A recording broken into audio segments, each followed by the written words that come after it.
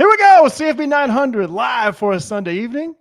In the next 900 seconds, Bob and I will break down for you all the big takeaways from yesterday before we look ahead to the market openers in week 7. Before we get you guys out of here, 3 best bets. So, Bobby, we're on the clock. Let's go ahead and jump right into it. Maybe the head ball coach was right. Maybe if Arch Manning was so good, why didn't he play last year? Bobby, what are we going to do with Texas now as we approach Red River and the rest of the season here with Texas and Arch Manning? Yeah, it sucks to obviously be very critical of a kid, but the kid he can't process the field. He's not seeing the blitzes. We've now seen it a couple times. And it's kind of crazy to say this with his family bloodline, quite frankly. You would think that, some of this has been literally in his blood, since he was a teenager, if not younger, and whatnot. But yes, we've seen Ohio State's defense is awesome. Florida's defense is really good. But there's also the UTEP, San Jose State, and Sam Houston games in a part of this sample where a couple of those were not pretty either. And yes, he's also not getting help on offense. There's a clear downgrade in offensive line, the wide receivers and the running backs from last year's team that, quite frankly, threatened Ohio State for the title in the semis there. But Arch is like a huge part of the problem here for the Longhorns. And the defense, despite giving up 29 to Florida offense, that did look much better after the bye, by the way. But it really feels like that defense has to play perfect to get a win. And this schedule does not get any easier for them. The market's obviously reacting aggressively to the Longhorns. They're less than 3 against Oklahoma on a neutral with a backup quarterback priced in. Clear, huge, enormous downgrade from Texas. This does not look like a playoff team. And head ball coach Steve Spurrier. It seems like we know why Quinn Ewers was playing all last year and playing hurt last season. From one train wreck to another. Bobby, what? This is a family-friendly show, but what was that, man? In case you missed it, Penn State now priced to make the playoffs at minus 5,000 to the no. So this is a team that we thought could possibly win the Big Ten, maybe even win the national championship, to now not even qualifying for the playoffs. So in the NIL era, what do we do with a team that does have all this talent, had all these expectations, and now they still have big games on the schedule? But how do we look at Penn State going forward?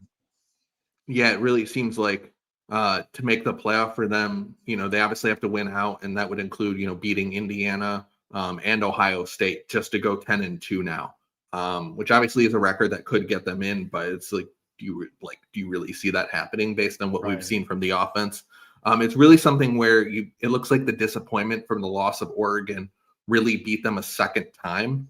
But honestly, like, this performance was kind of in line with what we saw from them in the non-conference and in their early going. Slow, lackluster starts, and quite frankly, the Bruins just jumped on them with the interim coaching staff. They didn't have film on what the new play caller, who I don't think ever called plays on any level before this game, but they didn't know what he was going to do. And Penn State, the offense looked good once you had to play catch up, but they don't ever start the game, with the hair on fire. And now, we were critical of Drew Allar last week, after that game. And looks like I'm going to dunk on another quarterback here, but last drive of the game, UCLA up 7, closing out the game. Penn State had no timeouts, just a few seconds left, Hail Mary time. First play of the possession, Drew Allar steps back and, after a couple step drop, just throws a check down to the running back for a 1-yard gain. I think there was 8 seconds left on the clock after that one. It's just that was the epitome to me. I laughed out loud to myself on the couch. But that was the epitome of Penn State's offensive problems, and the problems with this team right now was that kind of check down. Credit to UCLA, its interim staff, for getting a big win. We thought they were going to go winless. I don't want to make, obviously, national headlines. It's all about Penn State, but that was a great win for them to get up off the mat. But Penn State, not great. And you kind of double downgrade them here, quite frankly, not just off this performance, but you also retroactively downgrade them a bit for FIU lackluster, in Nevada, et cetera. Right. Yeah, all those other lackluster non-conference performances, kind of downgrade them twice. That's what I did this morning. Takeaway number 3 is Well, we have a 12-team playoff, and we're not going to put Texas and Penn State in it any longer. We got to fill this thing up with somebody. So is it time to start talking Notre Dame playoffs? Yeah, I'm starting to really like the Irish quite a bit. Obviously, CJ Carr is quite awesome, and his continued emergence is going to make them a threat should they get into the playoff. Of course, like Penn State, like we kind of talked about, they're going to have to win out, and they're not going to have like an amazing win. But what they do have is their 2 losses are against top 10 teams, and Miami, who looks like a world beater, and then Texas A&M, who I've talked about a few times, liking a little bit this year. But the main takeaway from this week specifically is now we've seen a 2-week kind of uptick from a defense that we said at the beginning of the year, okay, yeah, they're still, maybe they're not elite, but they're still good. It's like, ooh, hey, maybe the Notre Dame defense is awful. I think they're starting to figure it out. They held a good Arkansas offense, not defense, good Arkansas offense and Taylor Green to 13 points in Sam Pittman's last game. And then Boise's a very respectable G5 program, held them to 7 points. They had 4 picks, 4 sacks, 2.9 yards per rush. I think we're starting to see them settle into their new schemes. And if they can just be average defensively, you now have an elite offense with CJ Carr as he continues to emerge. If they get in, I think they're dangerous. And I think they're a team that there could be some value in that make the playoff market odds on. I got to look at schedules and whatnot, but I think that's an intriguing bet at this point. Takeaway number 4 is Heisman watch. We'll go ahead and pull up the live odds here.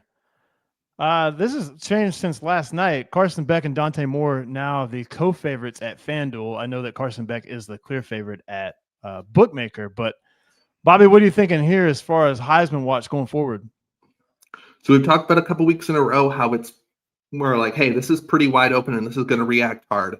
I think we've now settled in to where there's a clear 3-man tier 1, which includes Carson Beck, Dante Moore, and Alabama's quarterback Ty Simpson, who I think really emerged into that category this week. And I think based on recent performances, I think they're here to stay, and that Florida State performance was more of the aberration of what we will see from Alabama. Now, I do think Dante Moore did have a little bit of the air taken out of his sails after what Nico and UCLA did to the Penn State defense this weekend.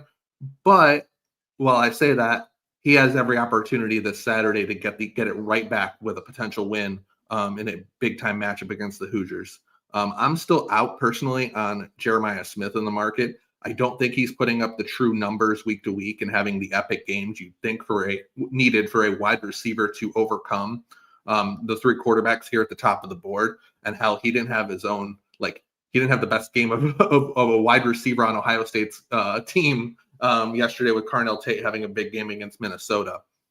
In the second tier, I do like Marcel Reed and Trinidad Chambliss of Ole Miss. I think they're kind of in that second tier. I think CJ Carr, 2 losses. I don't think he's going to have a big time win to actually get there. Mendoza of Indiana is going to have to beat, a Penn State beat a Penn State or an Oregon or both to kind of get in there. And I don't see kind of anyone coming from the back right now. So I think right now it's a 3-man race until someone kind of takes themselves out of it with an outside shot of those other 2 guys. But we'll keep on seeing as it goes. I know I still think Beck's the choice here. We are definitely a pro Beck show.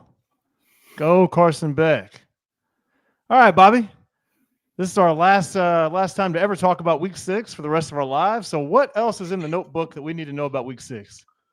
Yeah, we're going to go to the MAC first. Ball State, outright winner against Ohio on Saturday. I think they might be an average MAC team. They played, again, one of the league favorites, Ohio, to a draw in the box score. They were down 17-0, and they're a team who likes to run the ball. And they came back, mounting a comeback to win that game, which should not be their style at all. They've competed well in games against G5 and FCS teams. Obviously got blown out against Purdue and Auburn, which you would expect. But I think we can continue as the season goes on and we get into MAC in November. I think behind quarterback Khalil Kelly, I think they're going to be an intriguing dog to back, including maybe this week against Western Michigan. Second thing, University of Virginia, a darling of the last 2 weeks, obviously upsetting Florida State and Louisville, both in overtime. by the way. Really fortunate for them. They have a bye week this week because that would be a circled fade coming off back-to-back overtime upset wins. But they had 2 defensive touchdowns and actually lost the box score to Louisville in that game. So they're actually not a team I'm like aggressively upgrading, despite a really good performance, good performances overall so far this season. Speaking of multiple defensive touchdowns, a game I talked about a couple times last week, UNLV Wyoming. I'm going to continue to want to fade UNLV this season. Not impressed. They won by 14 in the snow in Laramie. Okay, I'll give them credit for winning in the Vegas kids winning in the snow. But they won by 14 and 2 blocked punt touchdowns. You can do the math there. So not rushing to upgrade UNLV despite covering, by double digits there. And the last one for today, Aiden Childs, Michigan State. I've been a big fan of Jonathan Smith since his days at Oregon State. He made me a lot of money there. And then when he got his prized quarterback recruit to go to Corvallis and then follow him to East Lansing, I was pretty optimistic about that partnership. I like when coaches and quarterbacks or just recruits in general follow each other to new jobs. He just hasn't been the guy though. He still shows flashes of potential at times that are dazzling, but he can't put together complete games and accuracy, and oftentimes is really poor decision making. It's really disappointing to me, and I'm beginning to think I might just need to sell that stock completely. Any thoughts on his backup? I know that guy came in yesterday and got the late back door against Nebraska. Yeah, he comes in, now he immediately threw a pick against Western Michigan week 1, which thank you very much for that. But but yeah, he threw a pick, ran for a rushing touchdown. And you're like, yeah, there's a ton of wind in Nebraska. That's why Childs was 9 of 23 or something. Backup did fine in the same weather conditions. Like, I don't want to hear that right now. Like, this is what I'm saying right now about Aiden Childs isn't about yes, it's about the Nebraska game, but it's a bigger issue that I've seen going this whole season and all of last season as well, where I've really tried to be in on this guy. And I think it's time where the proverbial stock, I kind of got to sell a bit. All right, Bobby, let's go ahead and just jump right into week 7. What games do we need to know about on the board? Yeah, I want to talk about just real quick a couple American showcase games that are right next to each other on the board. 113, 114, 15, 16. ECU, Tulane, and South Florida, North Texas on Thursday and Friday nights. If you're a fan of college football, just watch those games. Those are going to be really fun, both quality football games in that one. I'm very curious to see where ECU Tulane goes on the side a bit. I think we're going to play around a bit on both sides of the 7. I know some people who took some East Carolina on the other side of 7 at 7.5. Do kind of agree with that, even if I missed that one, but excited to dive in the matchups there. And then South Florida, North Texas on Friday night. This could potentially be a huge game for the G5 playoff spot with the way both teams are trending. Obviously, two teams that have just been upgraded, a ton going into the year. So yeah, North Texas coming off a bye here, slight advantage there. South Florida did play on Friday night last week, but yeah, I make the game pick total sky high. It's one of those games I doubt we see a 3. But we have seen North Texas get bet a ton in this one, so I think but I do think there'd be kind of immediate buyback if we saw that. But definitely want to watch those ones. Next game on the board, I want to talk about 147, 148. 2 teams we talked about earlier in the show a bit, UCLA and Michigan State. So UCLA coming off the giant upset to, quite frankly, maybe prevent themselves from going winless. And now they got to travel across the country 3 time zones and play at 9 a.m. body clock time against Michigan State. Now, this is a huge number for Michigan State, but this is one that you're going to see the spot players want to play. Michigan State, assume good offensive performance off what they did against Nebraska at home. I don't know if I can get there right now. I actually kind of think that with the UCLA offense, I'm going to dive in more, but I'm kind of interested in that total, depending on when in East Lansing. I was going to ask you over there. I got in on this at 53.5 and 54. I think this game could go a lot higher, right? If now we're seeing this is what Nico Iamaleava should have been. Are we gonna maybe get that again, or maybe he just turns right back into a reversion? I do think this is like a sneaky over. I haven't clicked it yet because it sat on the key. I didn't get it at 53.5 this morning, like you did. But yeah, albeit we're dealing with a sample size of literally one with, the current iteration of UCLA. And of course, we're relying on Aiden Childs not to do Aiden Childs things there. Right. I do think that 55 could be a bit short. Next one, 161, 162, Alabama, Missouri. Another one where I'm curious about the total here.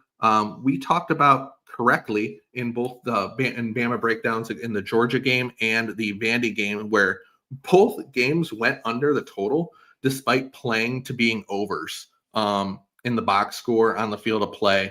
Well, here we are with Mizzou and with what might be the best defense of the three between Missouri, Georgia, and Vanderbilt. And we're once again sitting here with the total in the low, between 51 and call it 55 with Alabama. I'm very curious about this dynamic. I have no clue where this goes because we keep on seeing these Bama games maybe play on the field to overs, but pace keeps them down and played into the 40s. So just curious where this goes as we go. And also like a little bit surprised that we're sitting here at, 3.5 across the board here, basically. On the side, curious where that goes as well. Next one, 189, 190, Oklahoma State, Houston. Connor Wegman left the game for Houston against Texas Tech, a game they just got absolutely brutalized. Luckily stayed under for us. Where is this priced in? Obviously 2 touchdown favorites on the road. We saw Houston not do well in that spot in Corvallis a few Friday nights ago. Can this really be that high? If we're operating on a backup quarterback with Houston. So that's just something to consider there. And then a couple big time games, 197, 198, Indiana, Oregon. Here we go again. We're talking about the Hoosiers and how you power rate them. Look ahead market in this game was on the other side of 10. We've seen the early money come in on the Hoosiers. You're seeing, even some of these 7.5s are new from last time I looked at the screen before the show. Yeah. But really, honestly, this looks very similar to the look ahead to current market move we saw with Washington, Ohio State a few weeks ago. I'm excited to dig in matchups here. Early thought with current $0 behind it is that this should be 55 across the board at least. But like I said, I gotta dig in more to the matchups here as far as that goes. And then again, we talked about it, touched on a bit earlier, 201, 202. Oklahoma, Texas, Red River. Remember, this is a neutral, just to keep make sure everyone knows. Where are you, John Mateer? I've seen doubtful. A couple people like faking hope. Obviously, that's a hand injury. I don't know if you can really play, 2 weeks after the injury with that. Right. Again, look ahead. Double digits over the summer. I remember looking at Oklahoma like 11.5 sometime in July and thinking about clicking it then, but wanting to see what this Oklahoma team looked like. And man, do I wish I had that ticket. But yeah, we're sitting here, like I said earlier, below 3 on a neutral with the Sooners likely using a backup quarterback. Is this Texas downgrade too much? That's a question you're going to have to ask. Is it not enough? Can you really get to like Oklahoma favored, here, or anything like that, if it was Mateer coming in, depending on what that downgrade is, what you think it is to Hawkins, the backup there. Total also absurdly low for what we're used to in Red River games here at 42.5. No way would I click over here though. Yeah, it's one of those where right now you don't have to bet the under, but you can't bet the over, right? Yeah. For sure. That's what I got for the market so far. Right on. Let's move right into best bets. Bobby, we like Kent State here, the Golden Flashes, possibly to get their first win of the season against UMass. Yeah, going for their they were close against Buffalo getting that first FBS win a few weeks back, but yeah, I think this number is good to the other side of 3 here. This Kent State bunch isn't good at all. But they're giving really full effort for the interim staff, who's in that just hellish coaching nightmare situation. And DeShields, I think, is a really decent QB from watching them this year. I think he can get that offense going. UMass remains really banged up, and they've just been, quite frankly, uncompetitive in any game they've played this year. So I like the Golden Flashes here. I think this should be on the other side of 3. The only time you'll hear me say this, go Zips, but Penn State, go Penn State, I guess.